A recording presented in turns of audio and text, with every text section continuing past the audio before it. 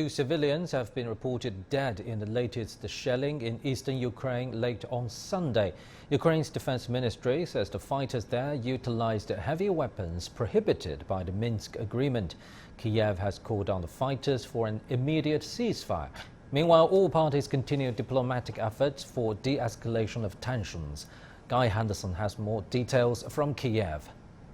Ukraine's Defense Ministry on Sunday continued to report what it said were repeated violations of the ceasefire agreement along the contact line in the east perpetrated by Russian-backed separatists there.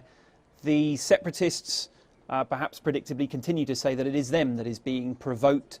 They say, for example, that they managed to uncover a plot and capture a group who planned to carry out a sabotage of an electricity substation.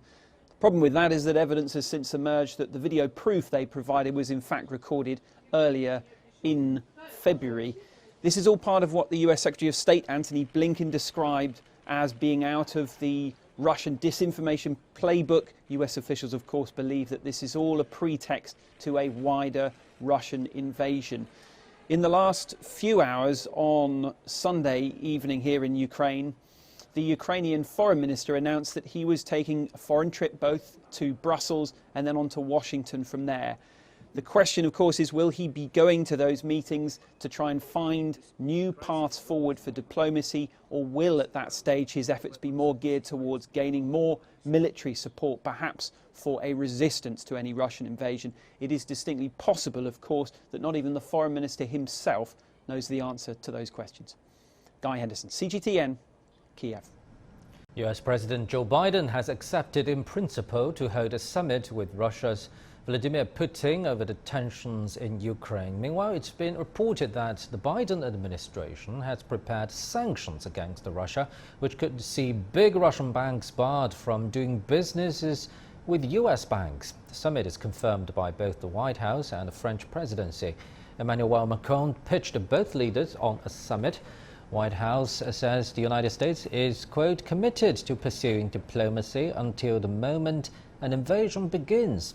This comes after the Belarusian Defense Ministry announced that Russia will extend their military drills in Belarus that were originally due to end on Sunday. The Kremlin has urged the US and NATO to take their demands seriously. And Julian Chapman has more details from Moscow. The Belarusian Ministry of Defense says that Presidents Vladimir Putin and Alexander Lukashenko took this decision to extend the drills beyond their intended end date because of military buildups on neighboring borders.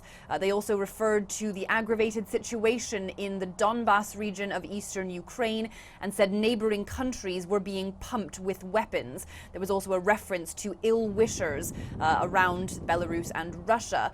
Certainly, although these drills were being talked about previously in the context of planned military exercises, it's quite substantial that there is now a direct reference to the events in neighboring Ukraine, and there has been no end date given to how long the Russian troops, believed to be around 30,000, could stay inside Belarus. At the same time, the Kremlin said that what President Vladimir Putin wants to see is the US and NATO taking Russia's red lines seriously, engaging on its demands about the security infrastructure in Europe. Certainly, there is still a long way to go, but undoubtedly there will still be some more discussion going forward with the French foreign minister and the Russian foreign minister speaking on a phone call Monday. Julia Chapman, CGTN, Moscow. US President Joe Biden has also convened the National Security Council to discuss the Ukraine crisis. Meanwhile, the US Embassy in Russia has cautioned Americans to have evacuation plans, citing the threat of attacks in Moscow and along the border.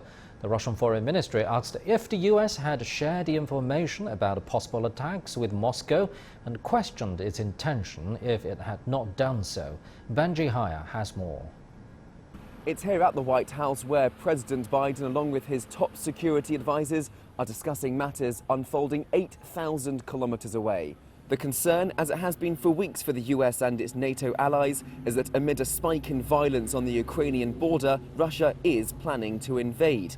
US intelligence suggests this is imminent after joint military exercises between Russian and Belarusian forces, which have now been extended, and with the Munich Security Conference wrapping up in Germany. Following his visit to Germany, Secretary of State Antony Blinken said on Sunday that Russia's playbook for invasion is indeed moving forward, especially given a number of so-called false flag operations this past week and the accumulation of more than 190,000 Russian soldiers along Ukraine's borders. But with more diplomatic meetings lined up with Russian counterparts next week, Mr. Blinken stresses there is a chance diplomacy could avert war. We believe President Putin has made the decision, but until the tanks are actually rolling and the planes are flying, we will use every opportunity and every minute we have to see if diplomacy can still dissuade President Putin from carrying this forward. If Russia... As well as pursuing diplomatic routes, the US is banking on the threat of heavy sanctions. Vice President Kamala Harris believes these can be a deterrent. Despite all this rhetoric, Moscow insists Russia's the last country to speak of war. That hasn't convinced people here who argue the region is on the brink of conflict. Benji Haya, CGTN, Washington, D.C.